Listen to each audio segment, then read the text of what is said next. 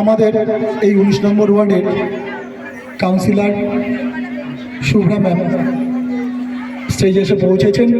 আমরা তাকে একটু বরণ করে নেব। বরণ করবে আমার মা। চলে এসো।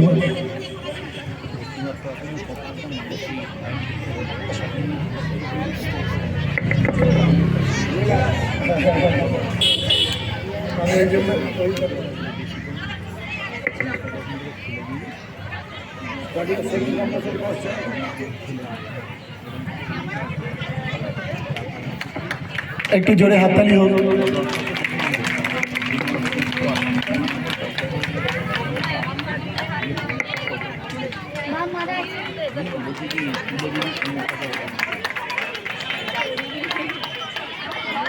ম্যামকে দু এক কথা বলার জন্য অনুরোধ জানাচ্ছি।